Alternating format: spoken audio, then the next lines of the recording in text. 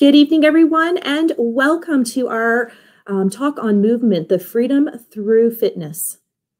You might have some questions, and please feel free to text Dr. Justine at 647-987-9355.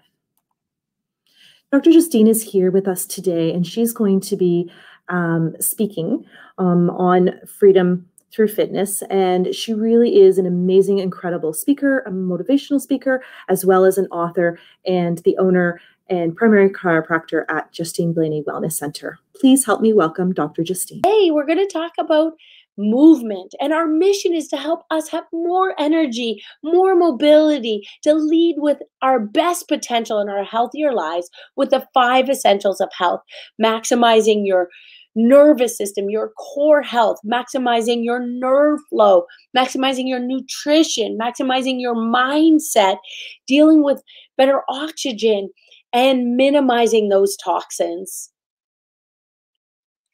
You will see that movement is so crucial. About 1 in 5 adults are actually meeting the requirement. And unfortunately, this isn't getting better, it's getting worse. Inactive adults and children have a higher risk of disease. We know that only 25% of children 5 and up are getting really at times the activity that they need. And unfortunately, with schools out, this can be even worse. We know that this can actually affect our heart and affect our arteries. We see that in children and teenagers. Less than 3 in 10 high school students are getting the physical activity they need. I know for my own kids, there was often 8 to 10 hours sitting at a computer over this last year. So it's certainly important to create that exercise routine for them with our little gym in the basement. We know that obesity is on the rise, and it's on the rise for our kids and our teenagers. And this increases our risk of disease, of health challenges. So we gotta move. And we're going to talk about the best ways to move today. See, the challenge is that sometimes it's confusing on what to do. There's so much information out there. Sometimes we think that it can be expensive to buy all the equipment or all the products that you might need, or technology that you might need, or ultimately it's just inconvenient, or we're just feeling down and we don't feel like doing it. We tend to find any excuse we can not to exercise. Or I will hear that I went for a walk. I went for a walk daily even. But is that getting your heart rate up? Is that actually getting exercise you need? And is that enough? We know that if we have physical inactivity, that can affect metabolic dysfunction and then lead to metabolic disorders. We need to know that exercise is a requirement. It's not an option. It's a requirement. We have to move regardless if we're tired or we don't feel like it. We need those daily routines on a regular basis. So there's some myths about exercising, that if I exercise, that'll heal my body, that'll be enough. But as you know, you can't exercise away damaging foods or damaging spinal alignment, or exercise away even injuries at times. We cannot exercise alone in order to be healthy. So the truth is that fitness doesn't always equal true health. It helps health. We can think about people like Lance Armstrong or Barb Harper. It's some of the fittest people in the world. I've talked to people who do ultra marathons and marathons, and they still aren't that healthy. We need to work at all parts of our health in order to be the best possible. So one of the things as a chiropractor is we know we want to have proper posture and alignment, because we don't want to exercise crooked and make the problem worse. Just like a car, if a car doesn't have the proper alignment, you can't drive that car and fix it. You need to make sure you have a technician to look at that alignment. If a car's been in a car accident and the alignment's off, you don't want to buy that car. So for our bodies, we can't replace them, but we can help improve our alignment of our shoulders, our hips, our head of our shoulders, improve that spinal alignment so that we can get the most out of our exercise programs, and looking to have those exercise programs customized to us. See, when we look at that spinal alignment, we know that it's essential for doing those exercises. If we have areas of spinal alignment that are out of line, that can affect things like back pain, neck pain, headaches, migraines. It can even affect where those nerves go, things like your breathing rate, like asthma, digestion. It can affect things like dizziness, vertigo, moods, hormone balance. The nervous system controls all function of our body. So our goal is to get the right exercises and the right spinal alignment. So the chiropractor would do an assessment of your spine and look at areas of imbalance, work on those areas of imbalance and those areas of subluxation to remove that pressure so that your spine can function better. May want to change that slide there. So the next myth that we have here is that it doesn't matter how hard I work, how hard I try. I have bad genes. My parents have bad genes. So I will always be sick, or I'll always be large. I'll always be obese. I'll never be what I want to be. So we have to be careful of that pipe dreaming that, for example, I'm never going to be a size 2 or 4. I got big arms, big shoulders, a broad build, but I'm also never going to be 6 foot tall at 5'4" and that 3/4. So we can't pipe dream, but we can work on changing our bodies and helping give us the best potential possible. So the truth is that your genetics might load the gun, but your lifestyle pulls the trigger. Your lifestyle plays a role. You can make a difference by making lifestyle changes in order to help ourselves be the best possible, to help have the best potential, the best energy, the best ability to deal with stress. So if we look at your health, if our health is holding us back, we got to see, where do we spend our money and where do we spend our time? I hear things like it's too expensive to eat healthy, or I don't have time to exercise. I don't want, it's not convenient. But reality is, if we make our nutrition, our exercise, our spinal alignment, our mental health a priority, we can make it happen. Are there different areas where we have to compromise? Absolutely. But talk to our naturopath, talk to the chiropractors to find out what the best compromises are for you. We do know that exercise is essential genetic requirement for our body. Physical inactivity absolutely affects our genes. It can affect gene expression. It can affect how we are able to heal and function. We have missed that all calories are the same, that I just have to lower my calorie intake. But absolutely, that's not true. Weight loss has to do with, of course, calories in, calories out, our exercise. But the truth is that weight loss is not just about the game of calories in and calories out. Weight loss is about the quality of foods. For example, if you see the almonds versus the Twinkie. So we always have nuts available, seeds available, whether it's hemp seeds, chia seeds, pumpkin seeds, sunflower seeds. We always have those available for healthy snacking within our home. So nutrition is key. If you want to move, that's awesome, but we still got to put good gas in the tank. And one of the things is not sabotaging our hard work. And I find this extremely difficult. Often when I was younger, my mom didn't know better. So we'd have a big hockey game or big lacrosse game. And guess what? We got a treat afterwards. We went to Dairy Queen or we went to McDonald's for a milkshake. It created bad habits of that desire for a treat, a reward for our hard work, instead of the hard work being the reward itself. So now I still have that mindset to beat, of that reward. So we switch it to a protein shake or some berries or some nuts afterwards, or water with cucumber, water with strawberries, or water with electrolytes, ketones, in order to help get the best out of our workout. And to get the best out of workout, we need to eat healthy fat. This makes you feel full, but this also gives you the energy. It helps with cellular detoxification and reducing inflammation. It affects our brain because 70% of our brain is made of healthy fat. And of course, healthy fat helps you burn fat. Healthy fat is good for you.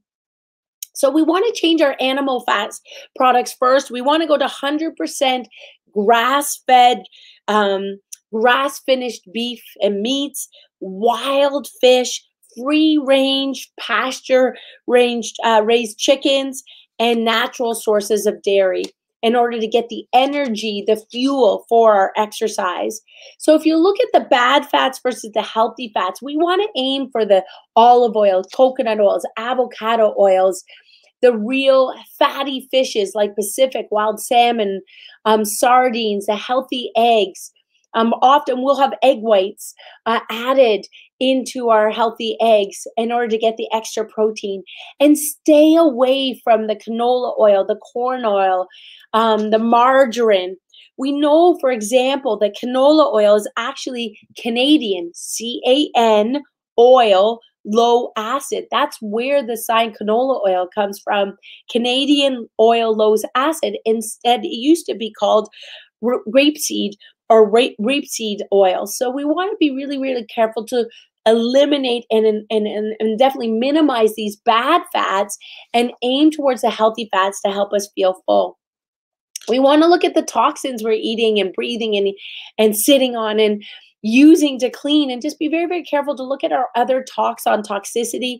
Know that there are over 3,000 food toxins that affect our bodies. I'm personally someone who suffers from severe allergies. Ever since I was born like a red tomato with a rash everywhere, suffering from allergies, for over 40 years now. And I see my son, for example, he eats apples and his ears swell up and go red. I've seen my daughter become covered in welts from different foods, food additives, different surfaces, different cleaning products. I've seen myself suffer from asthma attacks or truly be just out for 3 weeks and sometimes take 3 to 6 months to suffer from different allergies. So just being very, very careful of the toxins in our environment, and check out our other talks on that. And look at, just careful when we go food shopping. Lunchables are foods that are fast. Fast food does not mean better. If it's, food by earth, food by God, food by nature, if it's real fruits, things that you pick, those are the things that are better, rather than just the fast foods, the fast, easy things. Now that our children are home, this is great. Hopefully we can make lunches and meals that are healthier versus those quick fix, easy to go grab types of lunches. The next myth is, I need to be in the fat zone, burning zone to lose weight. And this is what I used to see at cardio places, at gyms. Tons of people on the treadmills walking, tons of people on elliptical, biking, and not as many people doing HIIT exercises, high intensity workouts, or not as many people using the weights. And we do need to mix it up. Those walks aren't bad, but they're not enough. We need to challenge our heart in order to get the best results. We need to get it so that we're exercising, so that we're out of breath. So if you're a walker, we need to walk fast, slow, fast, slow, fast, slow. I get that we can't do the exercises, the weights the same, but we can use body weight. We can use HIIT exercises where we're going hard out of breath for 20 to 30 seconds. As you get better, it might be 40 seconds to a minute, little rest, and back at it. We want to challenge our breath, challenge our heart, and challenge our muscles in order to get better results. So the truth is that a little bit of is good, but we do need to do more to get the best results. We need to push ourselves more. It's not just the burning exercises during the exercises, the burning activity and the way our body metabolism is functioning after exercise. So if you look at the afterburn, the classic cardio, like that walk, elliptical, slow bike ride, you will see that during that exercise of an hour, you can see that metabolic rate, and then it drops off. But if you look at the metabolic afterburn for high intensity work, where you're going on, off, for example, a bike ride, you go super, super fast and then you coast, super, super fast and then you coast. You can see in that 12 minutes that afterburn exercise, that post-exercise oxygen consumption can last up to 36 hours afterwards. So you're getting a lot better metabolism, a lot better response if we push ourselves a little bit more in a shorter period of time. So with maximized living, the max T3, that stands for changing the timing, whether it's 20 seconds on and off, 30 seconds on and off, 40 seconds, 50 seconds, a minute on and off, depending on your fitness. Changing the different types so that we're not doing the same exercise routine over and over. We're not going for a walk 5 days a week. We're maybe walking 3 days a week, 4 days a week, But doing the HIIT exercises, the core exercises, the body weight exercises or weights if you have them, we're changing the type of exercise, whether it's a fast up and a slow down or a just hold and contract. We're changing the timing, the type, and then the tempo of those exercises so that our body is dealing with muscle confusion. That's going to help burn fat, build muscles, get rid of waste products for us to get the best ideal physiological response. So Max T3 can be found online, but there's so much on YouTube now. It's amazing to change it up. Just if you get anything out of this, you got to change. And you want to, we can talk to our kinesiologist, our physiotherapist, myself, the chiropractors, to discuss some of the extra ways you can take what you have at home, what you have available to you today, because it's more challenging, in order to mix it up and get the best results for you. So high intensity exercise is amazing. It helps your hormones, helps fat burning, and it builds those muscles. And it can be done for body weight, and it can be done even in a sit and fit way for seniors to get our heart rate up and down, up and down, up and down, and to challenge our muscles in different ways. We also need to make sure if the intensity increases, this is when you can barely talk, right? You can talk, but you can just barely talk without being completely out of breath. But you want to be able to improve our intensity, our work ethic, if you're exercising less time in order to get those best results. So sometimes people talk about sweating being gross. I think sweating's amazing, all right? And the more you sweat, the more you get those toxins out, the less you smell, all right? Of course, changing the gas in, there's the fuel, the foods, that also helps with that odor. So the truth is sweating is not bad for you. It's actually amazing for you to get the best results. So if we're sweating and it's going to help for getting rid of damaging chemicals. It's going to help get rid of toxins. That's why saunas can be great. Being out in the sun can be great. Contrast bathing can be great in order to help our body release those toxins. Now, if you are not sweating, that is actually a challenge. We want to make sure that we're getting times to sweat multiple times in the week. So check your intensity. Are you working hard enough, or are you not drinking enough water? So some of the takeaways today as you're exercising, at least several times during the week, just going for that hard out for 12 minutes. And to determine your heart rate, you can feel your pulse at your neck or at your wrist. You want to get about 80% of your heart rate maximum. That's 220 minus your age, and getting that minimum, getting your heart rate up. So it should be just barely able to have a conversation. If there's exercises you don't like, switch them to something you do like, but still works on those muscle groups. So many times, for example, even tricep extensions, whether it's tricep extensions, you don't like it that way, you could do it sideways, you could do tricep push-ups, you could do triceps over your head. So it's just 5 different ways just to work the back of your arm. So we can consistently change it, or find and talk to the kinesiologist, talk to the doctors to make sure you have exercises that don't make you hurt. We want to make sure that they're safe for your back, especially if you have different degenerative disc concerns in your back or your neck, different previous injuries. I know I have to modify things like, for example, deadlifts. And I used to do heavy deadlifts. Now I don't, but I still want to work my glutes and my hamstrings. So we want to make sure that we can do that in a safe way and get the right advice. Don't sabotage yourself after exercise. Avoid those high sugar foods. Go for the healthy proteins and make sure you're getting a great sweat. So we do have movement challenges. Create a 30-day plan. And if you don't know how to create this 30-day plan, you can look at sources like our Max Fit, our Max T3. Look at healthy proteins, healthy fats, healthy supplements, a healthy snacking, healthy recovery drinks. But for your exercise program, if you're unsure, ask me, ask the doctors, ask the physiotherapist, ask personal trainers, in order to get something that you love to do, but also kind of makes you a little nervous. You know, when I write out my exercise program, I'm like, oh, that's going to be a hard one. But then once it's written out, a plan that's written out, then I follow it. I always feel so much better once I've completed it. Share your exercise plan, your 30-day challenge with friends and family, or do your exercise plan once a week with a friend. So you're maybe not seeing each other, but you're doing it together still on Zoom or FaceTime. Or as we are able to go outside and do things together outside, make sure that you can get out and do that hiking or that exercise program in a safe way, but chill ways to challenge yourself. Or even it's just a text, hey, this is my workout. And you try it together and text yourselves that you got it completed. You have that accountability person and you can congratulate each other.